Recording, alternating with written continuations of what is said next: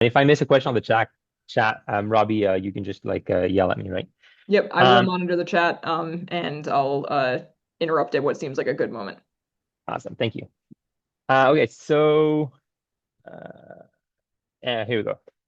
So medical device, how can we think about medical device design and the process of how it goes? We start with an idea, go into design, and then we have to build a prototype and test it. And then we want to run iterations on this test in order to refine the design until we reach a good enough point where we call that a final design. So this talk in the series is going to focus on this part of like the prototyping and testing phase.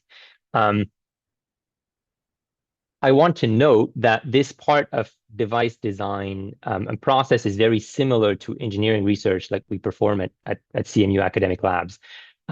We're generally making designs based on emerging technologies and testing them and refining those. So the processes, the principles that I'm talking about here are similar to what we commonly do in the lab for the purpose of research, except here we're talking about it for the purpose of device development. But that also means that the skills that graduate students have as part of their research training are particularly relevant and fit very well into this process of prototyping and testing.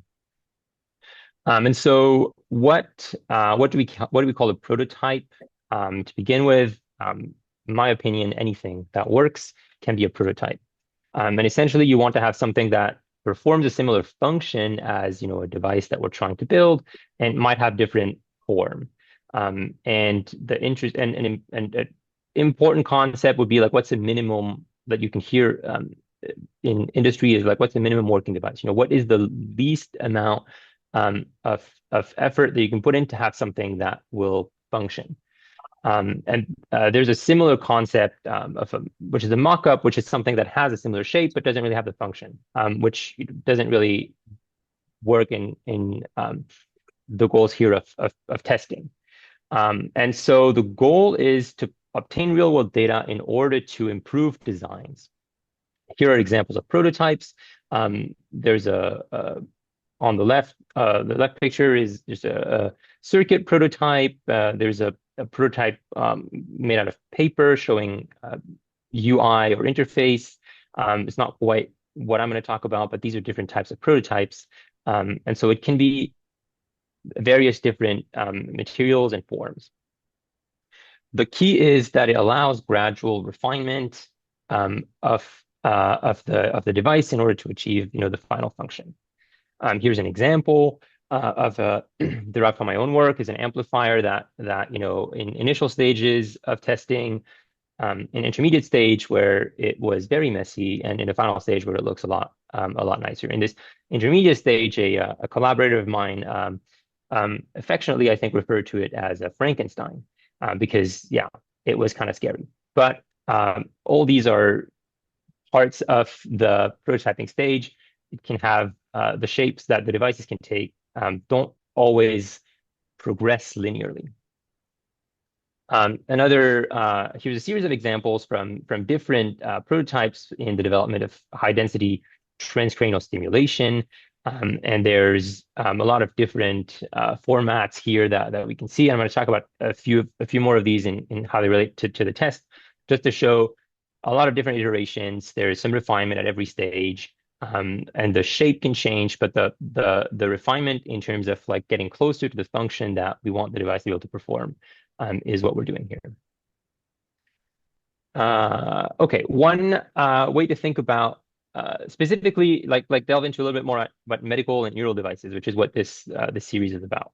And one helpful classification for me is to think about what physical domains are involved. And in a medical device, you have to have two things. You have to have biology because it's medical, it involves the body, and you have to have some mechanical component. Otherwise, it's not a device. It's just a drug.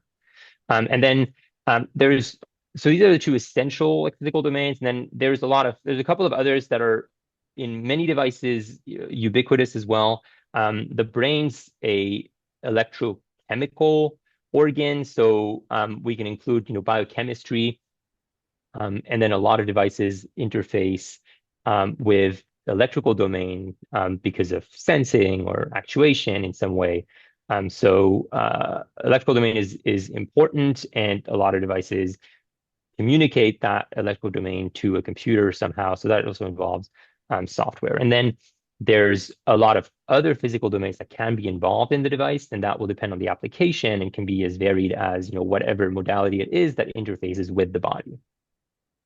And in here, I'm going to focus more on these more common ones, the mechanical, the electrical, and the biological, and see how general lessons about the prototypes for these different domains. And one thing that I'm going to point out here, and I'll mention more later, but it's important for medical and neuro device development to keep in mind that there are specific requirements for medical products, and a lot of these have to do with the heavy regulation that goes with medical device industry. And so, but it's important. It's useful to keep these in mind at the different stages of the prototyping and testing stages. So the steps for prototyping, we can start with simulation and then fabrication and then testing. And I'm going to go through these one after the other.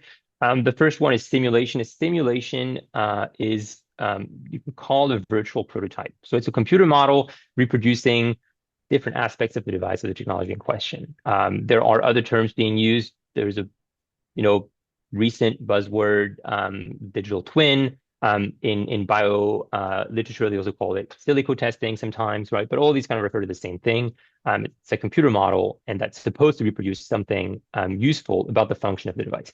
So what's the point? What's good about simulation? Well, first, it's very cheap, right? Running simulations is free. The simulation software, sometimes if you're not at an institution that has access to licenses, can cost a little bit, but other than that, there's no cost compared to actually fabricating and experiments. Simulations are very fast. You can iterate very rapidly over large ranges of parameters. This allows you to test very, very wide ranges of device configurations and settings over which they could be applied. One thing to say, yeah, large scale parametric simulations can be really time consuming, but they're time consuming for the computer. If they're set up properly, they can run during your sleep or while you're doing other things. This is, yeah, and especially using parallelization, and there are resources here at CMU and many other places for running large scale simulations, including ECE has clusters, the data science has clusters. There's access to the Pittsburgh Supercomputing Center for really large simulation work. And now, conversely, what is less great about simulations? Well, I said initially the point of a prototype for me was to get initial real world data, and a simulation isn't actually the real world. It's an approximation and requires on modeling assumptions. And these are assumptions on the geometry. There's always some simplified geometry and some assumptions on material parameters. In particular, usually like assumptions on homogeneity that aren't always valid for biological materials. And then it requires knowledge of physical models, which I'll talk about models in the context of biology in the next slide. And it's not always obvious that these models exist and can be used for what we want. And last point, at the end of the day, simulation solvers perform approximations in order to solve differential equations by and large. And even if all the inputs are correct, you can get wrong outputs if the discretization is not fine enough, or if your simulation, your solver happens to be stuck in a state where it doesn't give you the right solution. So you can do everything right and still get the wrong answer. The advantage of experimental testing is reality cannot be wrong. one interesting quote here, statistician George Box said, all models are wrong, but some are useful. And actually, interesting fact, this quote's probably not true. So it's a wrong quote, but it's still useful. So I'm leaving it there. So going into tools, there's different, tools for simulations, depending on the domain. As going down, mechanical simulations are often performed using finite element models, using computer-assisted designs. You can load complex geometries into these FEM solvers, which solve differential equations with boundary conditions in arbitrary geometries. And these are very well suited for a large range of simulations in mechanical domain. The tools that are very common for this, ANSYS, which every CMU member, I think, has access to the entire ANSYS suite as part of like the ANSYS Hall deal. COMSOL is also a common FEA tool that there are licenses for at CMU. The difficulty here is there is quite a learning curve into learning how to do finite element modeling, but there's a lot of tutorials that you can start with online. There are a handful of CMU classes dedicated to simulation and modeling in FEA. At least there's some in mechanical engineering and possibly in other departments. Electrical simulations can be performed as well. For board-level circuits, the most common tool is a simulation solver called SPICE, of which there are a lot of different implementations. LT-SPICE that I'm listing here is a free version. It's good for simulating simple circuits. The problem is it relies on being able to use models for chips that you don't want to have to do yourself. So if you can't find the model for a chip that you're trying to use, then the simulation is going to be it's not going to be possible. And so for more complex circuits for which these chip models don't exist, then the more advanced tools, the hardware description languages like Verilog or VHDL are commonly used for complex and especially for digital circuits. This makes more of a mathematical abstraction on the circuit, but can still get reasonably accurate solutions of the global circuit behavior. And so what about biology? I mentioned before, the problem with biological simulations is biological models are generally quite poor. It's very difficult to model complex biological behaviors, especially ones that affect, either the overall large scale brain behaviors or body behaviors. For small at a small level in the brain, neuron is a tool for modeling single cell levels behavior, and can do some cell assemblies as well, but at a relatively small scale. And the big difficulty with using this in practice is that it relies on modeling on the cell parameters to be known, and these are always experimentally derived, fitted parameter models, and they're therefore not appropriate and hard to generalize. There's also some finite element models that can be done in chemicals or flow or other transport mechanisms that are also relevant in cognitive biology. And there's a lot of and for the other physics, there's many solvers, and that depends on the application, and depending on what interaction, what kind of physics is going to interface with the brain or the body. You want to look at, the solvers that are going to be helpful for that. Okay, moving on to fabrication. So the first domain that we want to fabricate is, or I'm talking about fabrication, is the mechanical domain. So, actually making a device, an object. And so you can start with anything. It can be, made out of cardboard or paper. But if you want it to be functional, you do want to have keep that in mind. And so what's important to think about is, what is the application? Why are you making this prototype? Is it for testing to obtain some results about how your device is going to behave? Is it for a demo? Is it and then who will use it? Is it just going to be you? Is it going to be sent to other people? Is it going to be used by customers or patients? And so these questions need to be taken into consideration because they define kind of what you want your how you want to think about the fabrication of your device.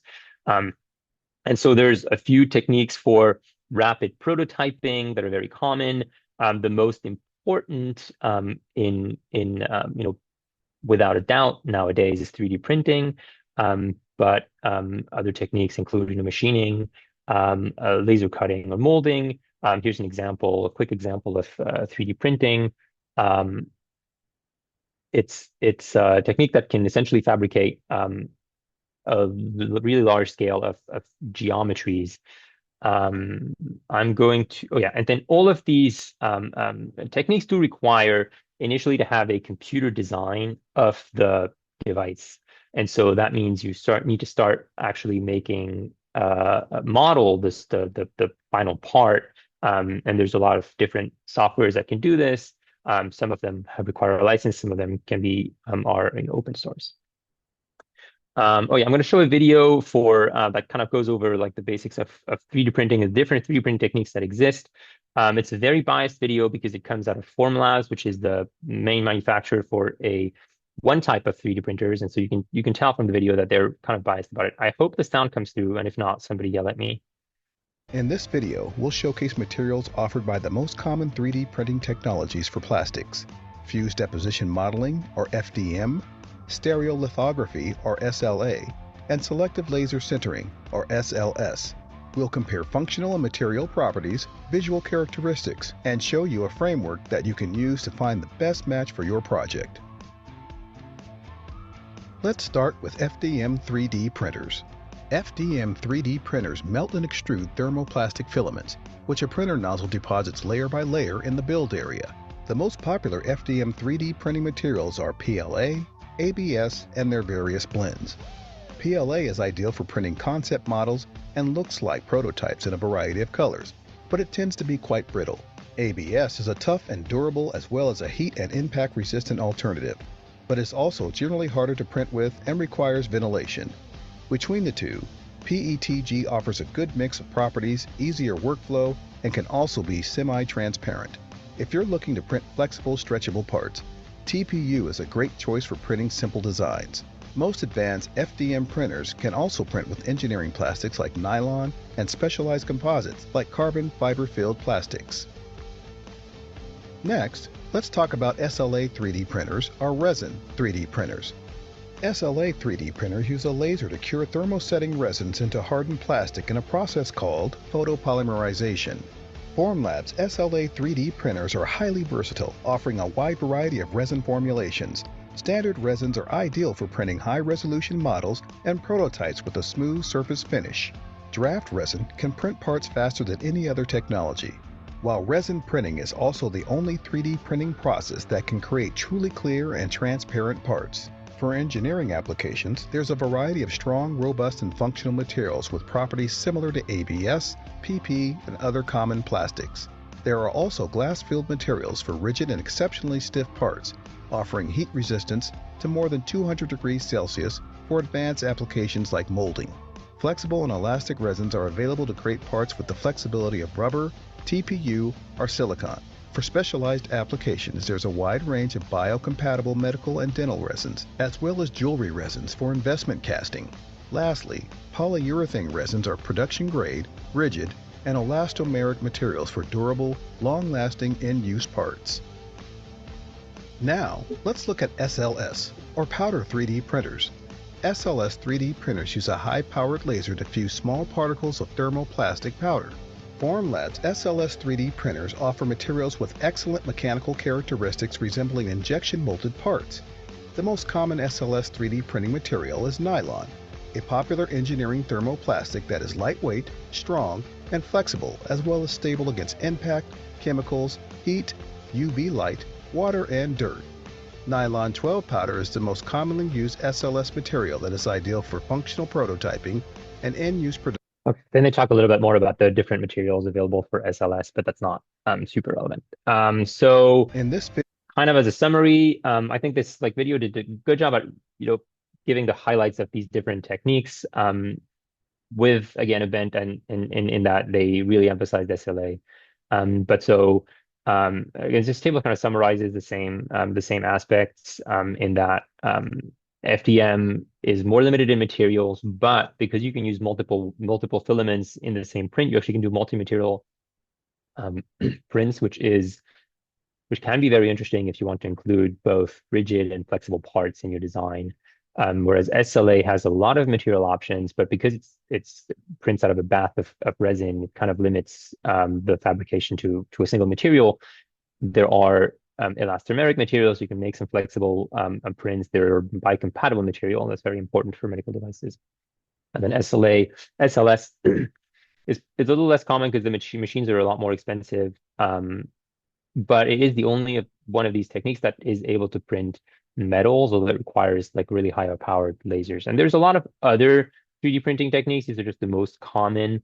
For example, in kind of like a mix or or a slight variation on SLA would be to use a UV inkjet printer that could also deposit resin material that could then do multi-material prints as well. Those types of machines also exist, and usually the machines are a little bit more expensive. The cost that I'm mentioning here also includes the cost of the material, which is non-negligible. And so the thermoplastic filaments are in this case cheaper than the resins that you could get for SLA. Now, what's the disadvantage of 3D printing? So the video mentioned a little bit, the materials tend to be weak, not super strong, but good design and good choice of material can alleviate this. There is a limitation in the available materials in that essentially, mostly plastics are printed in practice. And then some limitations on actual design is that because these techniques use layer by layer fabrication, there are constraints in what actually can be printed. Specifically, suspended structures are very difficult and require some care. Some of these techniques, most often FDM, can use some support material like that can then be dissolved somehow, which can help with this. And then one other disadvantage, the surface finish of 3D printing tends to be relatively poor in that it leads to relatively rough parts that don't have very clean edges. Although that can be alleviated a little bit with some post-processing, like some additional curing or cleaning at the end. So now what's another machining is another a tool for still used for prototyping. As I said, 3D printing really is the most common way to fabricate rapid devices at this point. But so machining works the opposite way. It's a subtractive manufacturing. It starts with a block of material, which is usually going to be metal, or sometimes also blocks of plastic can be used, and then uses drills to remove the material in order to make the final design. And this can also be automated. In that case, it's called CNC, with very high precision accuracy. But because it uses drilling, it's also limited in the smallest feature that can be made isn't as small as an arbitrary precision stage. And so if you need high precision or strong materials, this is going to be a bit better. Also, if you need really flat or really smooth finishes, that can be achieved much more easily with machining than with printing. It is more costly just in general. So maybe this is better as like a later stage prototype. Once you have already established, some initial designs, you don't have to iterate quite as much. And another kind of cool technique is laser cutting. So you can use a laser to cut sheets of materials into arbitrary shapes, and then into whatever design you want. This can be done with very high precision, limited only by the precision of stepper motors, and those with advanced machines can be in like sub tens of microns. Although the cutting lines are likely going to be a little bit wider, depending on how focused the laser is. The limitation of laser cutting is you're essentially limited to cutting sheets of material, so you have you end up with planes, planar shapes that then can be assembled in various ways. And then there's some limitations on material. In prototyping, usually they're mostly going to be plastic or wood. It's possible to laser cut metal as well with relatively thin sheets, but that also requires higher power laser. And then another disadvantage is that because this melts the material locally, it does cause some damage around the region of cutting. So here's an example of this is an elastomer that was the holes were laser cut, and you can see there's like blackness around all the edges, and that's because the material locally around the edges burned. So the finish on around those regions is not very good. So where can you do this? If you're here at CMU, so there's 3D printers in a lot of research labs because they're just so cheap and ubiquitous now. And then there's machine shops that have a lot of these tools and many more. The main machine shop in CIT and the largest on campus, I think now, is TechSpark, which if you haven't seen on their main website, they have a video that showcases all the capabilities, which I hadn't realized how much they have compared to they have these machines, but they have a lot of other alternatives for prototyping as well that can be very interesting depending on what it is you're trying to do. So I encourage you to check out their intro video. And there's other machine shops on campus. Next Manufacturing, which operates out of Hammerslack Hall, and also number 19 has kind of larger scale tools that can also be used by with maybe some restrictions depending on the applications. And then outside of CIT, ID8 kind of operates as like a general prototyping shop for the whole campus out of Hunt Library. And then there are machine shops in a lot of other schools at CMU, the CFA, the arts, the College of Arts has, and they probably have some tools, some material, some like things that wouldn't be available even the TechSpark probably has more overall equipment. So in some bespoke cases, it might be interesting to look at what might be available in these other machine shops. And then all of these shops have classes associated with them here at CMU, which some of these might be required to use the equipment, but otherwise also a great opportunity to learn how to use and how to think about the design and the fabrication using these tools. And then outside of CMU, there's a lot of prototyping facilities that you can get access to in anywhere wherever you are in the world. And then also you can very easily outsource prototype fabrication. You can just go to there's a lot of proto shops online. You can just provide a CAD file, and then you get a part with, it can be either metal, it can be plastic, whatever fabrication you can choose. And this can be relatively cost effective as well if you don't have if you don't have easy access to machines. Okay, next, moving on to electrical fabrication. So as mentioned earlier, we start with simulations, and then the steps of making electrical circuits would be to start with making the circuit on a breadboard, and then designing a PCB, and then assembling those parts. And before like actually trying to make the circuit, you're going to choose electrical components to use. And so the way to do this is major distributors of components, DigiKey, Mouser are like the biggest examples, have very, very large libraries of components, and you can search for components based on what specification, what type of noise or voltage levels or any kind of like specification that you care about for your design. And then looking at these, and you can find the ones that have SPICE models available for which you can actually run the simulations that will let you verify that this is going to be a workable circuit.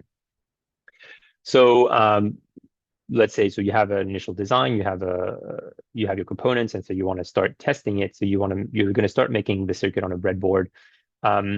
So it's a plastic component that looks like the picture here, where you'll just be placing components that have leads on them, so through-hole components or dip packaged chips. And then you can just use pieces of wire to connect the components together, like by placing the leads into these holes. The advantage is it requires no soldering, and it allows you to change components and change connections, change the design very, very easily by just picking up a component and placing it over there. And this facilitates these design iterations that let you refine and improve your device. The disadvantage of breadboards, and the reason why you don't want to use these in your final device, right, is that these the contacts are made through a mechanical spring, and so these contacts have relatively high capacitance and relatively high resistance. And also, because it's a mechanical contact, it's very sensitive to movement and shocks. And so if the breadboard gets moved around, sometimes the connections will just stop working. And this can lead to measurement errors. You think something isn't connected. It can be that you think there's a problem in your circuit. Actually, it's just that your breadboard is the connection is just poor.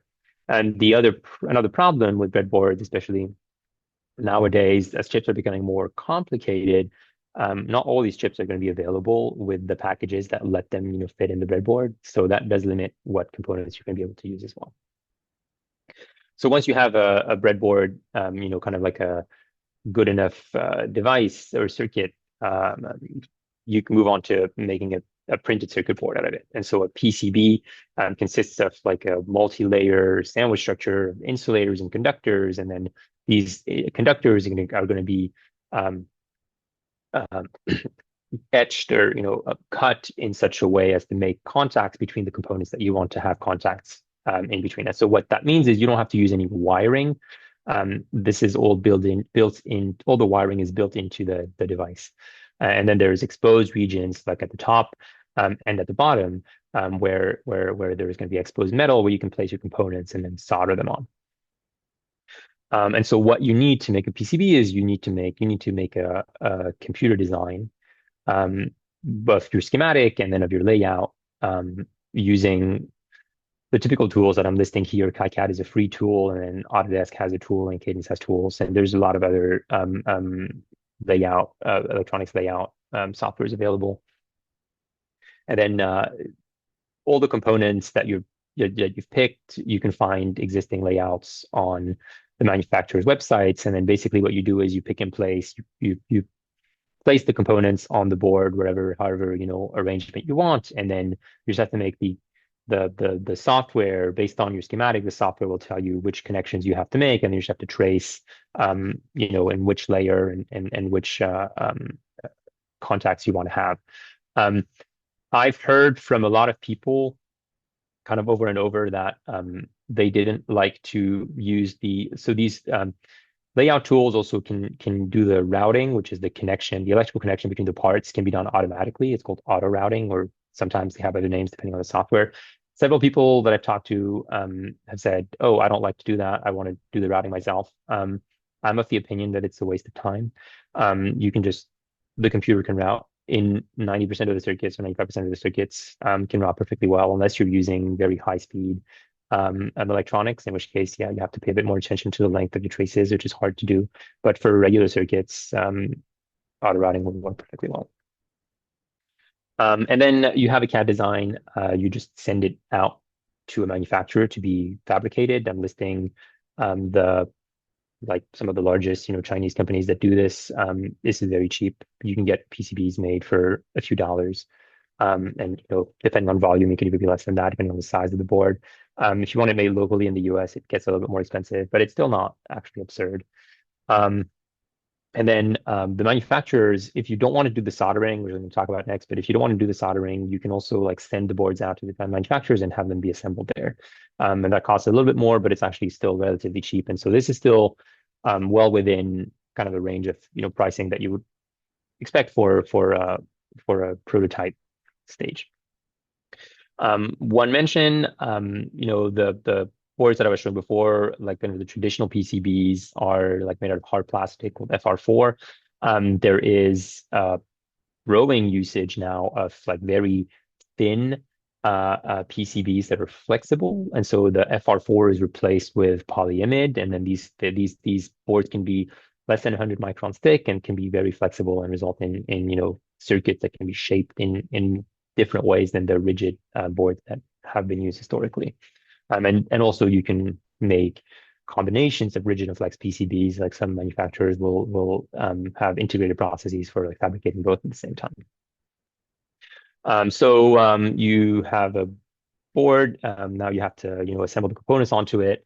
And so the way to do that is by soldering. You want to make an electrical contact between the component and the board. This is necessary because just the mechanical contact, pressing down on it or holding it in place, will not make a good electrical connection, right? So we need to use something to actually make an electrical connection, and what that is historically, is solder, which is a low melting point alloy. Used to be tin lead, now silver tin, because lead is basically been banned by the EU.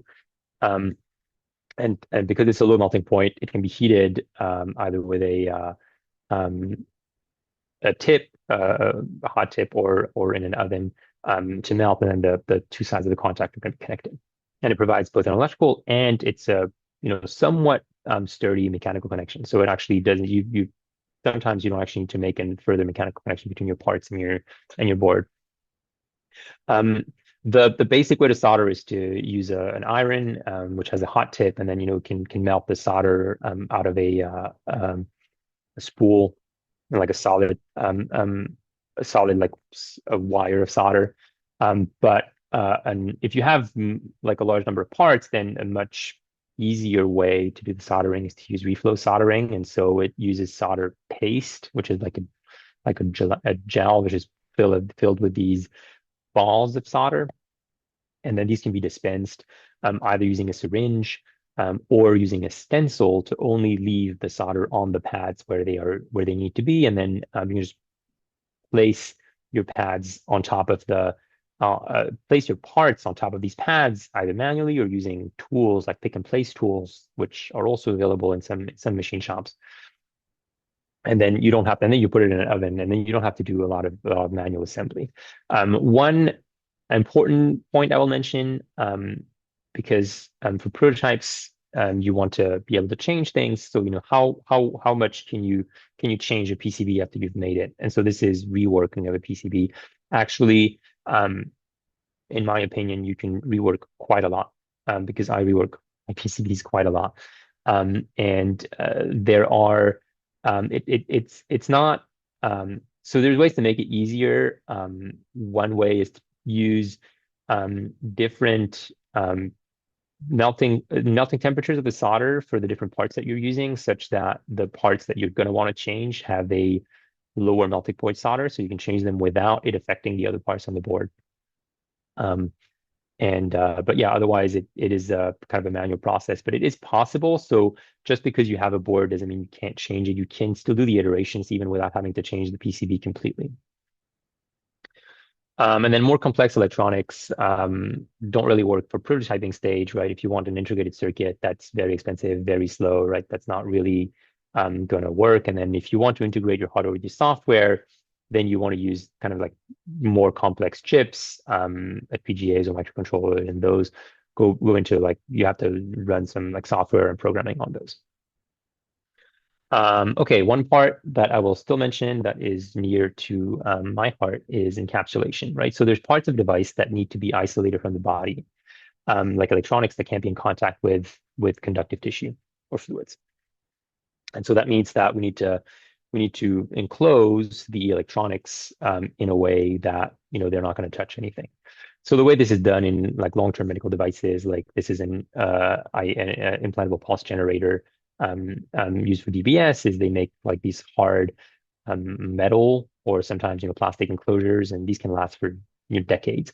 And then the whole circuit is encapsulated in this metal enclosure, but we still need to contact something, right, for this device to affect the body. And so in this case, they have these holes you can see on the picture on the right where the leads can like feed into, and then these make a good hermetic connection between the electronics and the part that has to connect to the body.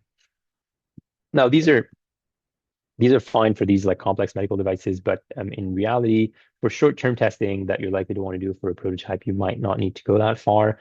You can use moldable polymers, epoxies, and silicones. They have a liquid or gel formulation. They can be poured or molded on top of the device, and then they cure either with weighting, or by heating it up, or by applying UV, or some couple other methods that can be used to cure.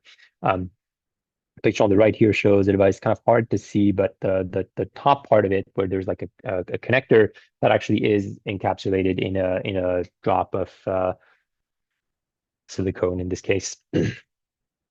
And so this will make this device kind of like not short into the contact with the tissue. And yeah, there's another way to encapsulate, which is to use, if you want to keep the shape of the device completely unchanged, right? Because all of these other techniques are going to be like put something on top that changes the conformation of it. Well, you can use thin film depositions of like polymers such as parylene or ceramics. But these are clean room processes. There's a pretty high learning curve. There's a high cost, so it may not be very appropriate for prototyping unless you already like have access to these. Okay, so after fabrication, I'm going to move on to testing, and I'm going to have to hurry up a little bit because I realize I don't have a ton of time. But so there's three different, ranges of tests. We can start testing benchtop, which means, using phantoms and models. Then there's preclinical testing using animals, and then maybe we can do human tests, depending on what we're doing. And so again, keep in mind as you think about, testing stage, what is the test for? Conceptually, it's to define the prototype in order to reach the final device. But specifically, what is it about this prototype that is unsatisfactory, that still needs to be improved? Are you trying to establish the device functionality, which is just does it work? Efficacy, which is does it have the effect, the medical effect that it's supposed to have? Or are you trying to establish safety? Can it be used without harming the people it's going to be used on? And then again, the point of the testing is we have real world data in order to refine and improve the device. So I showed this slide before. These are like the different examples of devices that I used for developing high density transcranial stimulation. And so these look very different because they were used for different types of tests, right? So I used some of these devices for benchtop tests, some of these devices for animal ex vivo testing, some of the devices for animal in vivo testing, and then some of the devices for testing in humans. And so as the test changes, the shape of the device also is changed here, which reflects the prior notion that the prototype doesn't have to do everything; it just has to fill the function that we're trying to validate in this case. And so this is done in an iterative way in this case. So the first, benchtop test, is validate your device in controlled conditions. You get the first real world results, right? Congratulations. So like as I just mentioned, you don't need everything to work at the same time for you to get results, but you have to think about what are the measurements that are going to be the most useful that you're going to want to do on the benchtop. Specifically, there's not going to be biological interactions here, so you're not going to have like a living body. So, what is the data that you can get from benchtop tests? There's a lot of mechanical data. Any like flexibility, strength tests, leakage tests don't require like the actual biological phenomena. Electrical circuit functionality testing is always done on the benchtop before being, implanted or used on a body. And then any sensors will also be tested to measure ground truth, or calibrate, or determine sensitivity. And then you can include more complex, sources of noise and mimic the environment where the body, in the body or the brain, where they can end up being used. So the important thing in benchtop tests is what is there.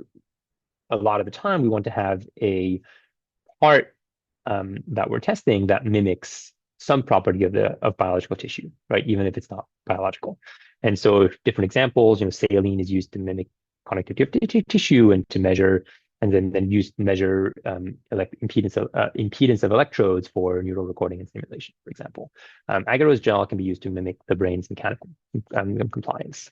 And then different mixtures of particles in water can be used to mimic optical scattering. Now these tissue phantoms, these are examples, and there's like a lot of other tissue phantoms you can think of depending on the application, right? But the tissue phantoms, they all have some limitation that they don't reproduce the complexity of biological tissue. They tend to be homogeneous. They tend to not have any active biology in them. And usually they have really simplified geometries, although we can use 3D printing or some molding to kind of make the geometry a bit more realistic. An alternative to fully artificial phantoms is to use cadaveric tissue, right? They can be a better match than artificial phantoms.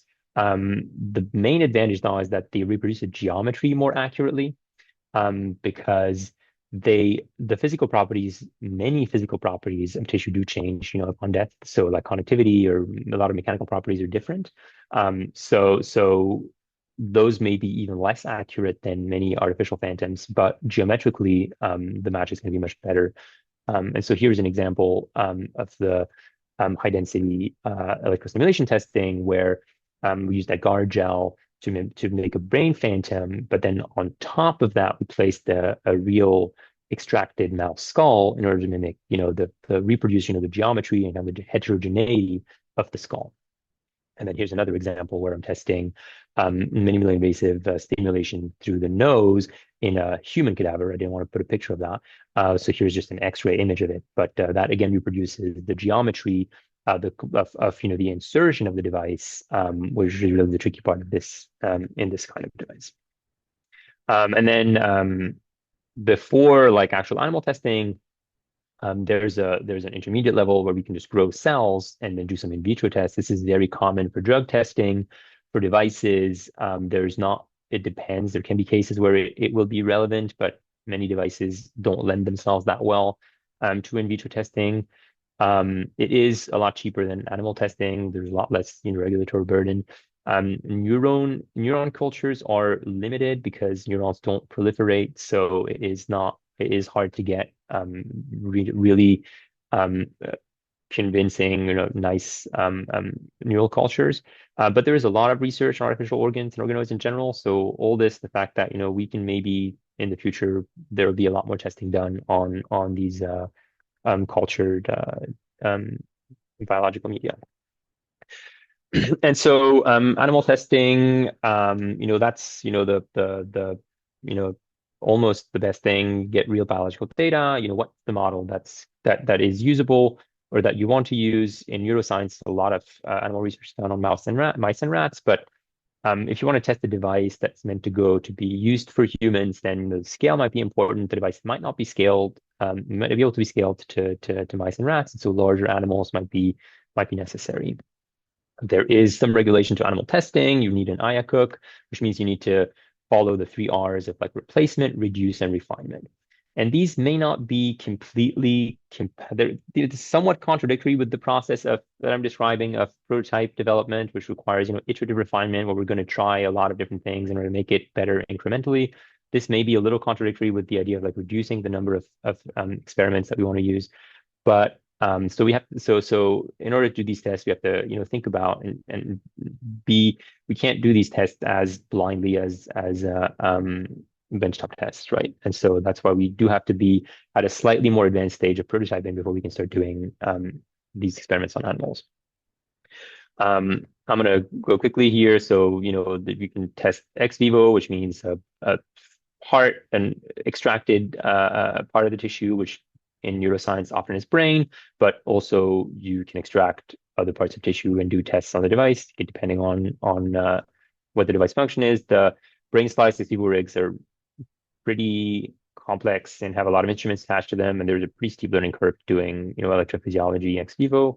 In vivo, again, the question is what model is most usable, and then there's a lot of different types of animal experiments that we can perform. Is it going to be a short-term or a long-term experiment? Is the animal going to be asleep or awake? Is it going to be restrained? Is it going to move? This all depends on what the device, what kind of test we're trying to perform. But these are questions to ask yourself when you're developing the prototype, when you're testing it, how you're going to be testing it. And then the final stage, is testing the device in humans. Is it possible? Can you do this? There's going to be at least one or maybe 2 other talks on, regulation, FDA approval for devices. So, I'm not going to go into this, but at the very least, you need to get an approval from the IRB, which, if it's a new device, the IRB is only going to approve devices that studies that have, no significant risk. And otherwise, FDA needs to give approval, which likely needs an IDE, so investigational device exemption, where you need to show some safety and biocompatibility. Probably you need to have already a really advanced prototype of your device before you can start this process. But so you need to get all the preliminary data of benchtop and animal testing in order to get enough evidence that this can be safe and usable for humans. But in some cases, you can do human testing. So, what do? If you can test on healthy individuals at first, for functionality and safety. Does the device work? Does it do anything? That still requires an IRB or maybe an FDA approval. And the main thing that they care about is, does the participant understand and agree? That's called informed consent. Of course, you can experiment on yourself, as I've done in this case. But and then further down the line, you can recruit patients and then run pilot studies and then larger scale trials. And then just briefly showing the different types of tests that were performed for this high resolution stimulation, simulations, benchtop tests, and then animal tests, ex vivo, in vivo, and then human tests. And just to conclude on this, going back to this initial, what's the device development stage? I talked about the prototype and the testing, and then, what's going in this iteration, right? So what do we learn from the test and um, include in the next design? And then the final question is, when are you done with the prototype, right? And so what's good enough? And this is going to depend on your own metrics, but this is something to keep in mind during this process. Thank you. Thanks so much for that talk. So anyone who has questions, you can either raise your hand or go ahead and stick your question in the chat, either way.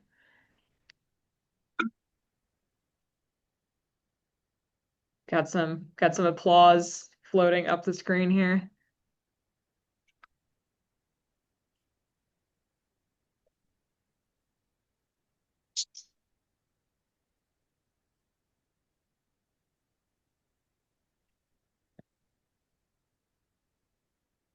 Anybody?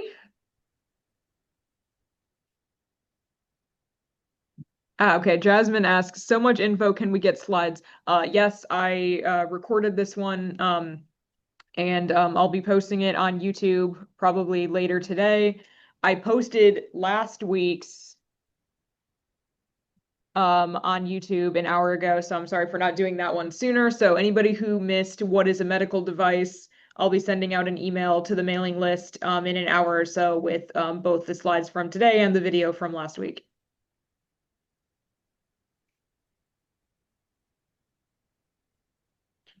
All right, so Annabelle asks, thanks for the talk. What is the best strategy for testing individual components of a prototype versus the device as a whole? Yeah, that's a good question. I think ultimately,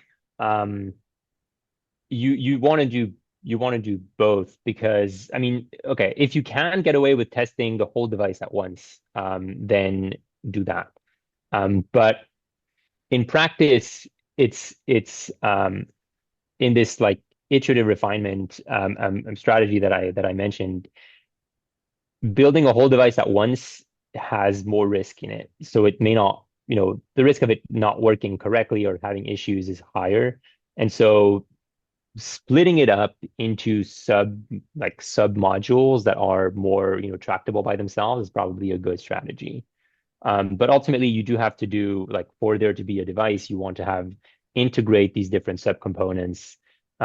So yeah, you have to do a final, yeah, at some point you want to have a test of the whole system.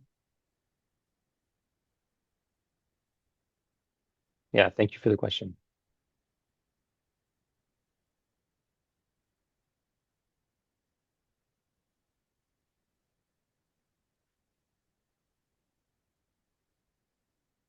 I know that Mason encouraged his students to ask questions, but I think they're all worried that if they ask me questions, I'm going to ask them mean questions next time they give a talk. I got a Well, question. Go ahead, Andrew. Hey, Matt. This is Andrew. I'll ask you a question then. You said that, models are bad and finite element analysis is hard and, you're never quite sure if it's quite correct. So where do you really start?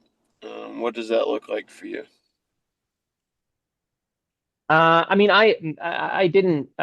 Maybe I was too dismissive of simulation as a whole, right? It's definitely a useful tool. It is, I think, the first step, right? Because it's just a lot easier, and you want to get you an idea of what is likely to work. Kind of like parameter ranges that you want to be able to use. Um, I'm generally dissatisfied of biological models as a whole. I think they're very difficult to make usable. But as far as finite element for like measuring, testing physics or validating, something that has, a electrical or mechanical or like an optical component, I think those can be done. Like the physics of those, like the models for those are like very, are well established. I'm not going to debate Maxwell's equations.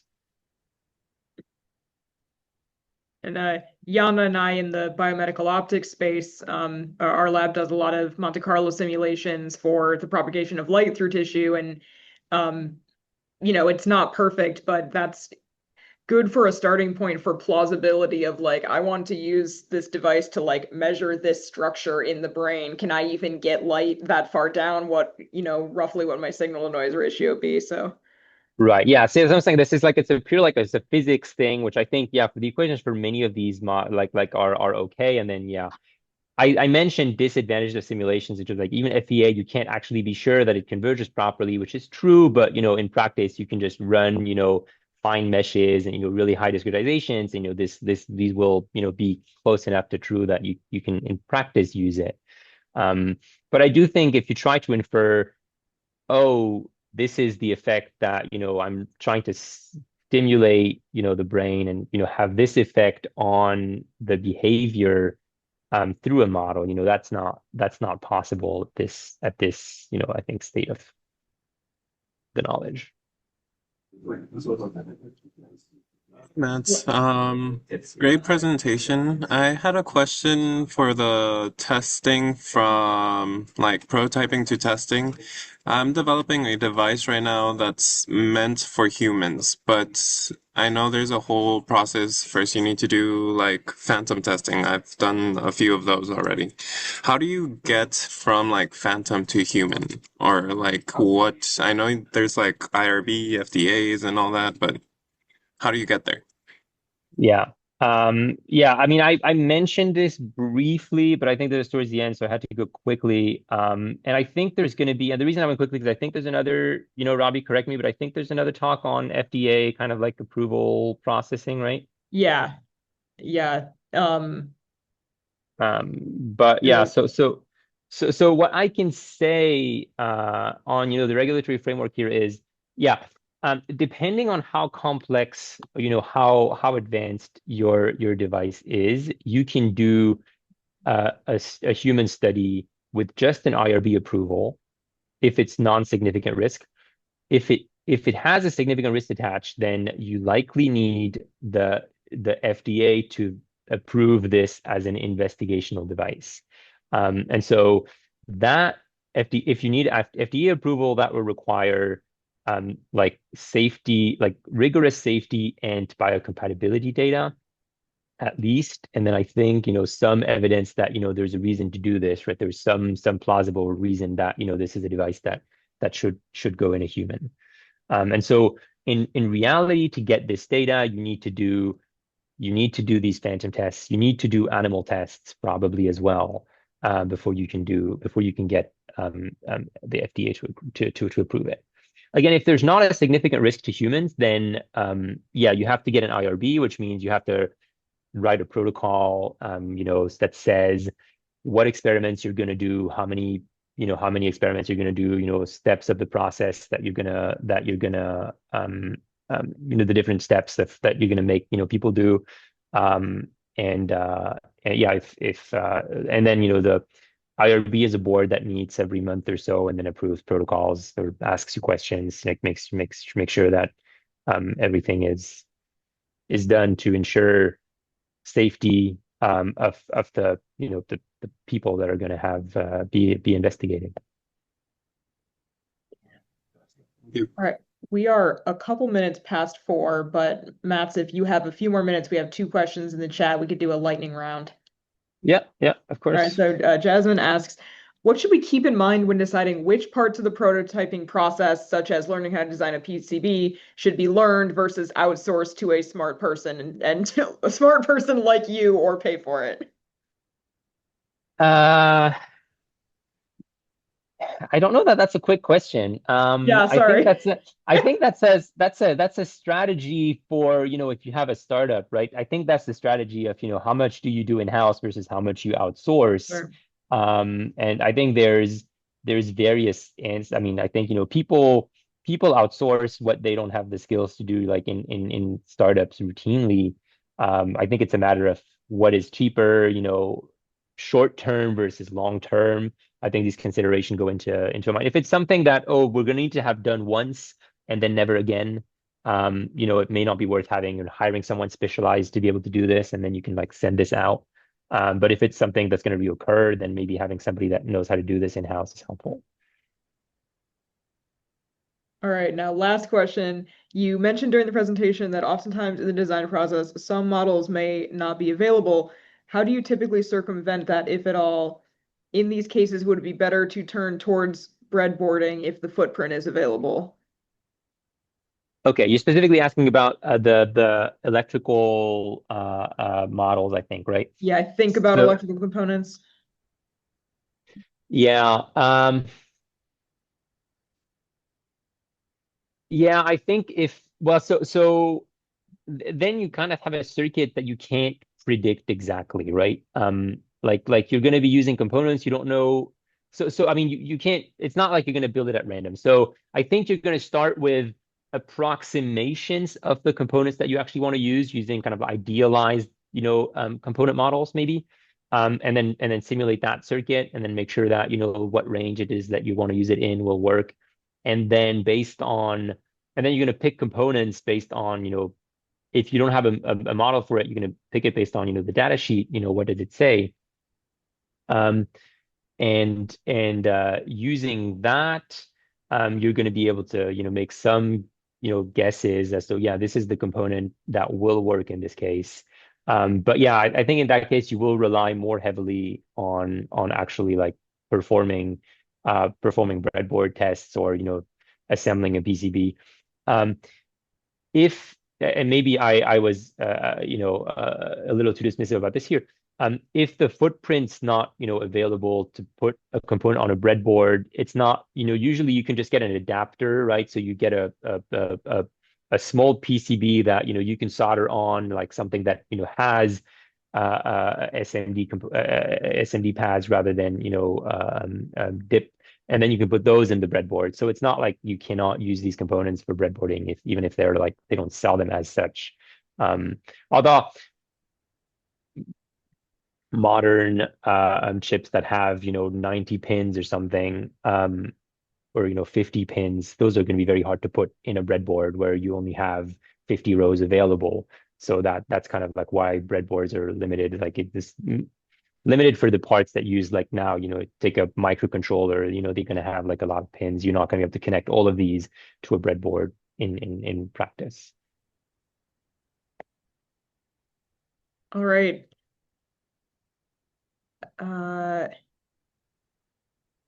yeah, Jasmine, that's a good point. I put them as unlisted, but I might just remove that and make them be normally available videos, since the speaker said that they were comfortable with it being posted. So yeah, you make a good point that they're hard to find. I think that I'm going to change that. I'll just make them be regular videos. So when I add the one for today, I'll put it as a playlist, and then I'll send that out to all of you. All right. All right, Thanks so great. much, Matt, and Yeah, thanks to our audience. thank you. Next week, we have Portia Singh talking about extending this conversation to talk about refining your design of your device. So thanks, everyone. See you next week. Thanks. Bye.